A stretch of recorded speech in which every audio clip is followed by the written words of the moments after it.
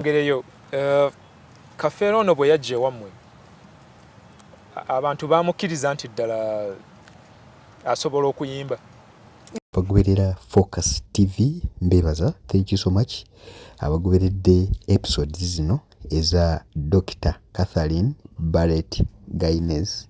Ono nno yo omuzungu oba omwana muzungu Principal Job Kafeero gwe yayimbako mu kaseera kano ng'ensi erindirira ekiva mu DNA. Twakuwadde oba twasize okuwa ebijjukizo ebyo bikwatagana ku mugenzi buli ssaawa 6 ku Focus TV tukuwa ebyali bikwata ku Kafeero ono era nga bingi bye tumuyizeeko. Abaali bambuuza paati ey'okusatu eya Dr Catherine ono yeeno era ng'ali wamu ne Franka Walusimbi ku NTV. We give credit to NTV olwa information wa interview eno gye baakola. Katulabe video tuwulire kiki ekigenda mu maaso naye nga tebirabira paati nyingi zikyajja, episodes nyingi zikyajja ezikwatagana ku bulamu bwa Kafeero era ayagala onyumirwa obulungi obulamu bwa Kafeero engeri gyayingira mu nsiike y'okuyimba. Osobola ogenda noonya ku Focus 256 olabe episode okuva ku esooka mpaka. Otherwise katulabe video babiri. Buli omu mu bulamu alina ennaku ez'ekijjukizo. Kati nno Focus TV yange bazze okufuula ennaku zo ez'ebyafaayo. Bakwata vidiyo n'okuba ebifaananyi ku mikolo gamba ng'okwanjula, embaga, graduations, okukyala. Bano nno tebakoma okwo. Aba Focus Group yange bakuguka mu kutimba, bakola keeki wamu ne juice omuwoomu. Nga kuno bagattako okukola graphics ne branding ow'ekitongole, kampuni oba bizinensi yo. Era basange ku kitebe kyabwe ekikulu e Kampala ku Jesco Plaza. Oba basange ku ofisi zaabwe awo ku Focus House Mutuba ne ku ofisi zaabwe empya Kiboga mu Town Council ku 2nd Street okuliraana Smarton Hotel. Ebisingawo bakubire ku simu zaabwe 0757 133 162 oba 0789 020 Gwaliko Facebook ne Instagram kebera Focus Group yange. Ate ku YouTube beba Focus TV yange. Yeah. Yayimba so soft. Yateranga okutambula ne gita, yajja ne gita ewammwe California. No, they had them there. Yeah. They gave him a guitar and he began. Ne bamutunuulira. What is he saying? They said, I get to stage. They were wondering how does he sing on stage with that little voice? Bali tebalabangako video ye ng'ayimba. In America? Yeah. No. We have just Ebivanyi. Okay. Yeah. Okay. Because he didn't perform. He just sang for family around, you know? Eddoboozi walisanga otya, his voice? How was it? Like a malaika. Without question, he had a very unique voice. You always know it's Kafeero. When you're singing, you always know. Some softness, but... Can you remember, osobola okujjukirayo oluyimba lwe lwonna lw'oyinza okuyimba? Nze? Oluyimba lyange? Olwa Kafeero. Lw'otaalimu? Leka biri bye mwayimbanga babiri, but any other song? Of Kafeero? No. They are very complicated songs. Can you? I can't. Bwe ntunuulira wano bye mwawandiika, I can't. For example, Enseta one, to raise the money you need, you said you would start a studio? No. This book is not going to make any money. The only way this book will make money is in the US or Canada or UK with Abaganda, Bwiino. Diaspora. Yeah, diaspora. Balina Sente, then they miss Uganda so much, they'll buy this for big money. But here, they don't buy it here. Naye ng'oli musanyufu nti Aba-Uganda bayagala ebitabo naye tebayagala kusasula. Twagala bya bwereere. Yeah. Naye era gwoga nti oyagala okusinga kumanyisa abantu ligasa ya Kafeero. So abajja okikusaba bajja kujja. Era we tunaabeera ku kyeno bajja kutandika okunkubira nti mugamba atuweeyo.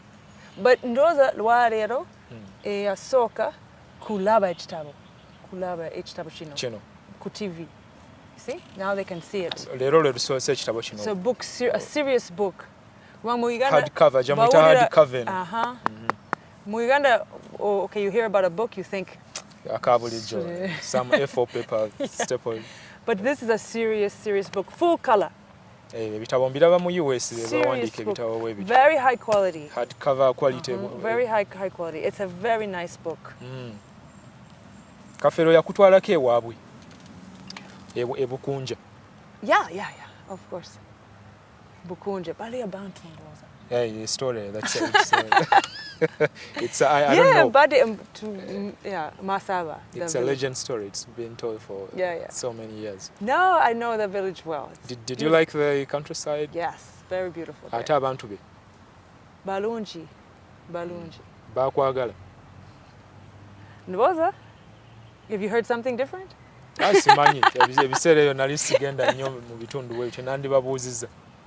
Yeah. Okay. So emirimu gye emirala okola ki? Abantu mbagaye bugambi nti osomesa ku Maryland University. Kyekyoka ky'okola? Nze? Nsomesa ebyafaayo bya Africa, ebya African American history. Ogende kuseka, but I teach Swahili. Where? At University of Maryland. Olutuuka mu class nti I've come. Nzize kusomesa Luswahili. Nsomesa Swahili. Omanyi okulwogera? Tono nyo. But I know more than them. So you are... Because I want to get them somehow introduced to African language. Because language and history go together. You can't have history without language. You can't have language. In fact, this book is really a history book also. And language is culture. You can't learn about Africa without learning a language. It's not possible. So I teach this little Swahili because Swahili is simple. It's a simple Bantu language. Swahili no Luganda chicholabenga chana. Luganda is simple. Luganda is very complex. You can't teach it to someone who doesn't know any Swahili. They wouldn't understand. Duli complex obanda ndoza amazima agali ku Luganda kyekiri kyoyogera mu forward wali gyowa nti Oluganda lugagganyo nti ennimi endala ziri incapable really okwogera kyo Oluganda kye lugamba. Yeah. Okay. It's impossible. Research yo okyakola research ku byobuwangwa. Ogikolera mu nsi ki? Uganda yokka, yeah. Uganda, African. Natandika ne ebyafaayo bya the history of the Omunyo okuva Katwe in the west. Kasese. Yeah, Katwe salt. Yeah. There's a lake Katwe. Yeah. Then that salt industry was my research, but now I'm much more interested in this kind of thing. But Uganda fenna wamu otulabye otya? Bulungi. Look around. Are we receptive? Are we happy people? Happy people?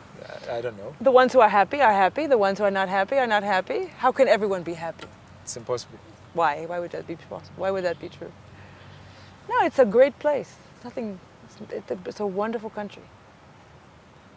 Oliddamuko okuyimbira Bannayuganda?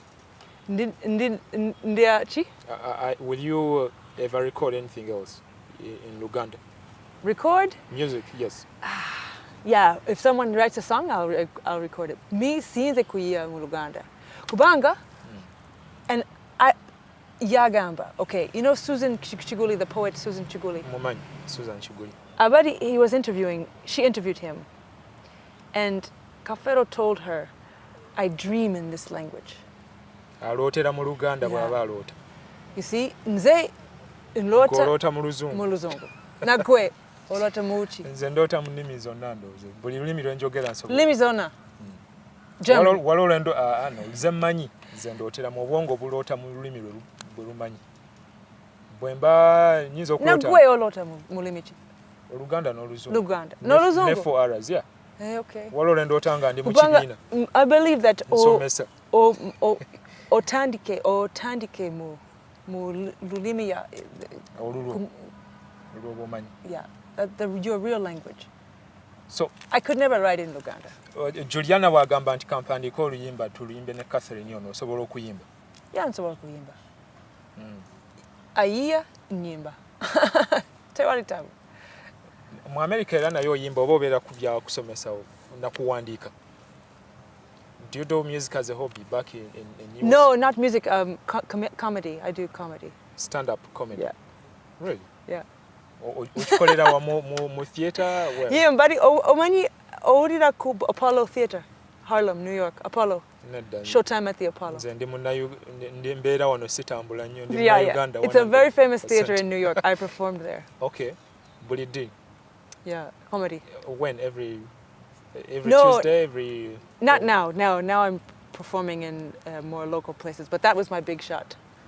Apollo. Yeah, I make fun of I make fun of Bazungu.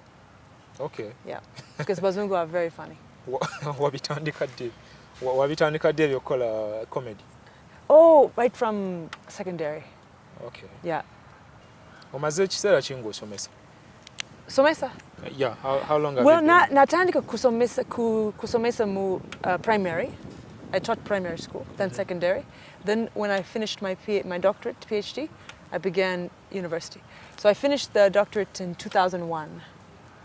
But I began teaching when I was 21. Olinga omutenyo, oli myaka ngemeka? Sirina myaka.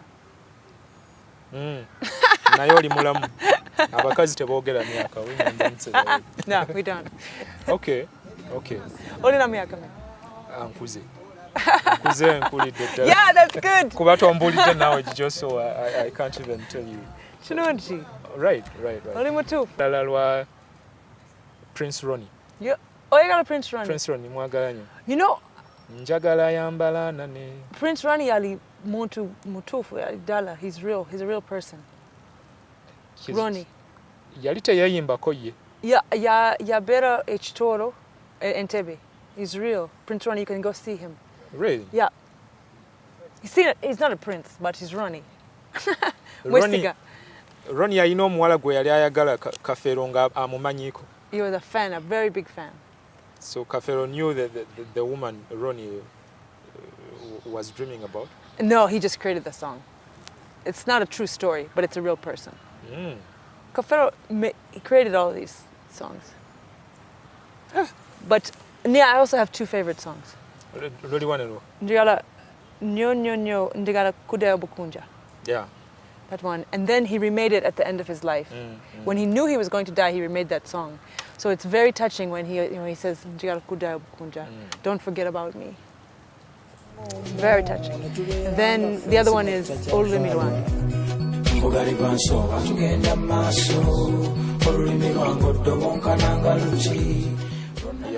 Because that is a statement, a serious statement about culture and language. In fact, the first person who interpreted that song, Olulimi Lwange, they said, my culture, not my language. Your language is culture, that's what I said earlier. Yeah, and they used the word Olimi. That's the right word to mean. Because that's what he was talking about, culture. When you don't have the words for things, or you lose the things, you lose the words. You don't even know what the words mean anymore when you lose your culture. The word's still there, but it means nothing anymore. But that I think is the theme of this book is Olulimi Lwange. Kwe byakuyimbako tewalwagala Omwana W'omuzungu.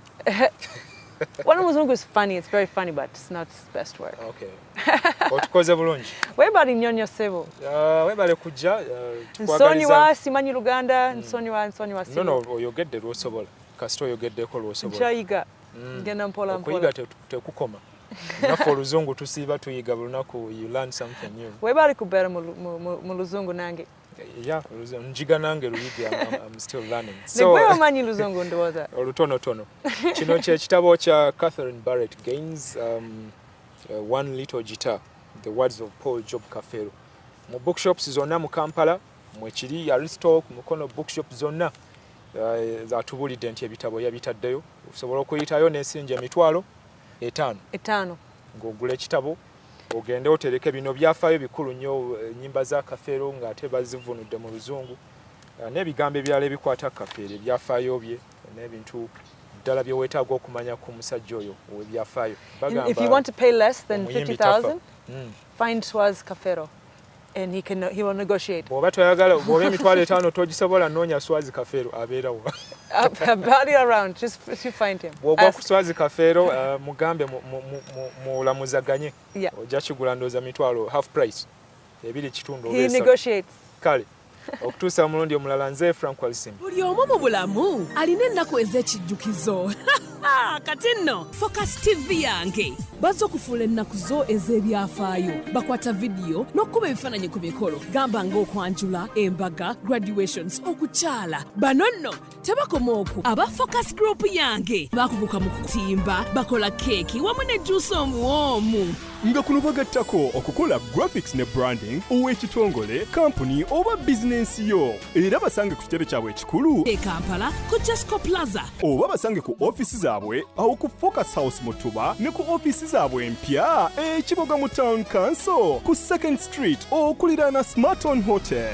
Ebisingawo bakubire ku ssimu zaabwe 0757 133 162 oba 0789 020 806. Gwaliko Facebook ne Instagram kebera Focus Group yange. Ate ku YouTube beba Focus TV yange. Kusubscribinga ku Focus TV yange. Bingi